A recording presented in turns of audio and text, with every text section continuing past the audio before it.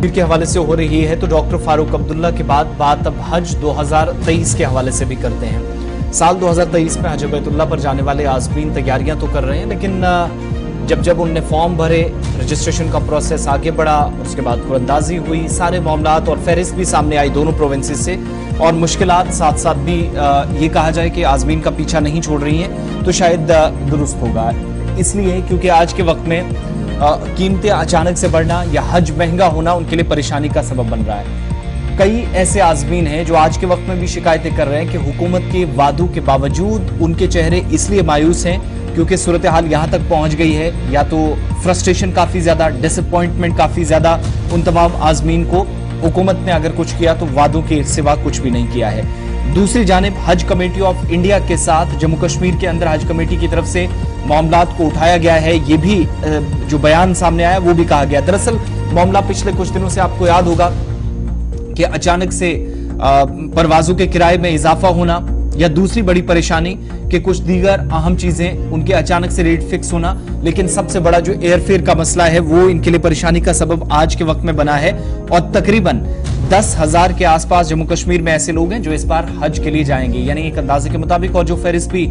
हज कमेटी की तरफ से सामने रखी गई थी उसके मुताबिक। कई लोग ऐसे जो इंतजार कर रहे थे अब अपनी अपनी बारी का, क्योंकि जब उन्हें निकलना है तो उससे पहले जो फाइनल चीजें जो है वो फाइनलाइज करनी है। सबसे बड़ी परेशानी कि परवाजों का किराया अचानक से बढ़ जाना, यानी जो फिजाई किराया था वो अचानक से बढ़ा, उसमें एक नुकसान उन लोगों को उठाना पड़ सकता है, और इसलिए वो मायूस भी हैं क्योंकि हज उनके हिसाब से महंगा भी हो गया। जो पहले रेट्स थे शायद वो बहुत हद तक तब्दील भी हो गए। दूसरी बात ये कि आज के वक्त में भी जब 10,000 के आसपास आज़मीन जो तैयारियां कर रहे हैं तो उनका इल्जाम यह है कि हुकूमत ने वादे तो किए, बातें सब्सिडी तक भी होती रही, लेकिन जब जाने की बारी आई तब उन्हें अगर कुछ हाथ लगा है तो मायूसी के सिवा कुछ भी नहीं है। वादी कश्मीर हो, जम्मू हो, लद्दाख से बड़ी तादाद में 10,000 या इससे ज्यादा भी तादाद बन सकती है जो इस बार आज़मीन हज बैतुल्ला के लिए जाएंगी, लेकिन परेशानी महंगा हज और मुख्तलिफ रेट्स बढ़ना इस वक्त, और वो भी आखिरी लम्हात में, ये दुगनी मुसीबत हो जाती है। इस पर और भी बात करेंगे। मोहम्मद यूसुफ तारिगामी साहब भी हमारे साथ हैं, उनसे भी मजीद बात करेंगे, जो कि मारूफ सियासतदान हैं और साबिक रुकन असेंबली जम्मू कश्मीर से की सियासत में भी काफ़ी एक्टिव रोल इनका रहा है और आज के वक्त में भी काफ़ी एक्टिव है। बहुत शुक्रिया यूसुफ तारिगामी साहब वक्त देने के लिए। प्रोग्राम सलाम जेके में खुश आमदीद कहते हैं आपको। इस सारी सूरत हाल पर आपका नुक्ता नज़र क्या है, क्योंकि आखिरी दिन है, या यूँ कहें कि अब तैयारियां जो है वो तकरीबन फाइनलाइज हो चुकी थी हज के हवाले से, लेकिन ये जो आखिरी मौके पर शिकायतें और फिर हुकूमती वादों का, वो सारी चीजें अपनी जगह रह गई हैं। आज जब जाने का वक्त आया तो मायूसी के सिवा आज़मीन को कुछ हाथ नहीं लगा है। देखिए, जहां तक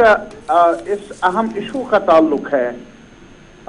आनन फानन किराए में इजाफा जो हमारे हाजी साहिबान जाने वाले हैं हज के फरीजे को अंजाम देने के लिए, देखिए ये समझना जरूरी है कि पहले जो हज कमेटी थी ये उनकी वसातत से सारे इंतजामात होते थे, टिकटों का इंतजाम, आने जाने का,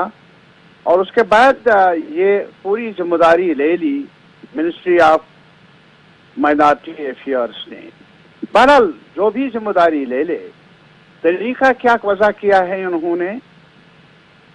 होना तो ये चाहिए था जैसा कि पहले हुआ करता था कि टेंडर्स इजरा होते थे और कुछ टाइम पहले,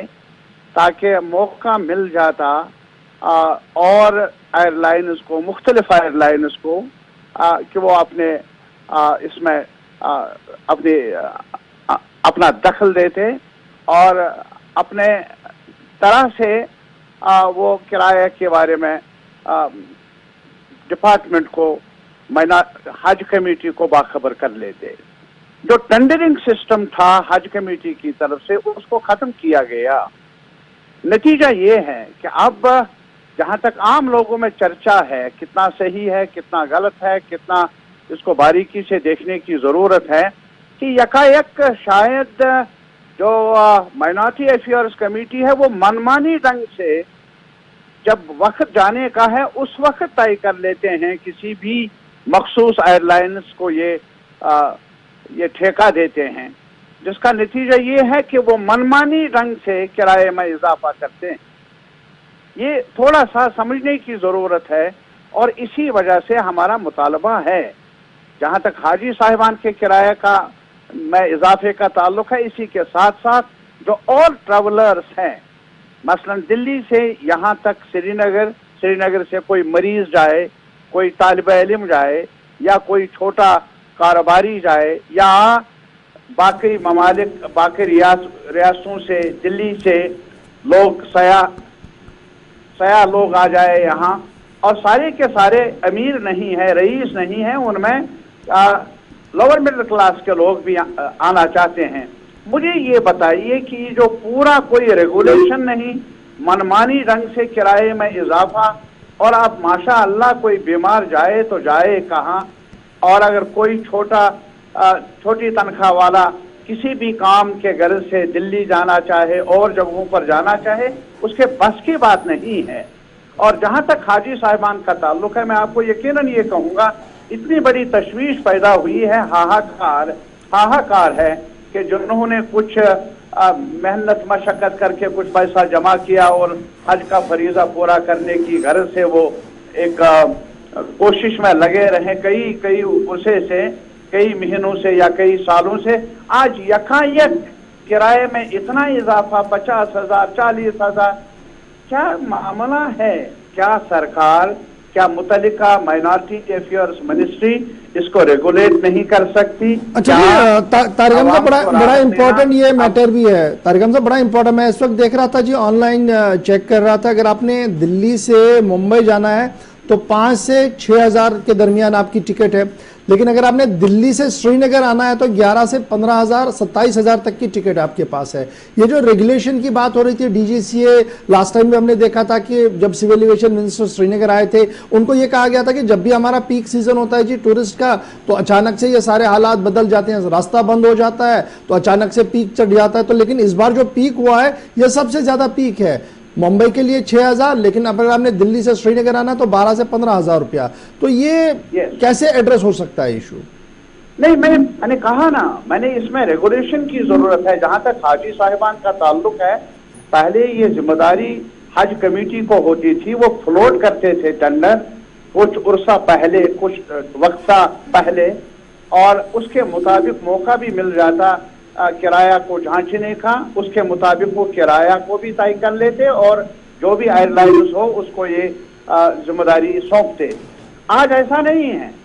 आज आखिर वक्त पर माइनॉरिटी अफेयर्स मिनिस्टर अभी भी पता नहीं है किस एयरलाइंस को ठेका मिलेगा, किसको वो ये अनायत कर लेंगे, ये मेहरबानी कर लेंगे, और बोझ पड़ता है वो जो बेचारा गरीब ट्रैवलर है, चाहे वो हज का फरीजा अदा करने वाला हो या और कोई हो। आज आप और एक चीज देख लीजिए क्या हो रहा है कि मार्केट के नाम पर अभी से कोई भी शख्स जो ये ट्रैवलर हैं, एजेंट्स हैं, दलाल कहिए, कुछ लोग दलाली भी कर रहे हैं, वो तो एक बड़ी तादाद में पहले ही स्टोर करके रखते हैं, खरीद करके रखते हैं, और बाद में जब मौका हो तो उस वक्त इसको हाइक देते हैं। तो सरकार को, एयरलाइंस मिनिस्ट्री को, या जो भी मुतल्लिकीन है, क्या वो इस एस्पेक्ट पर उनकी नजर नहीं है? क्या इसके लिए रेगुलेशन की जरूरत नहीं? मैं इसलिए कह रहा हूँ, श्रीनगर जैसा कि सरकार का भी मानना है एक टूरिस्ट डेस्टिनेशन है और सबसे ऊंचा दर्जा है, और लोग आते हैं, और चर्चा यही है कि बहुत सारे लोग आने हैं, बहुत सारे लोग जाने हैं। तो मुझे बताइए, उनको भी काफी सारी तकलीफ होती है, अपार्ट फ्रॉम हमारे हाजी साहिबान को या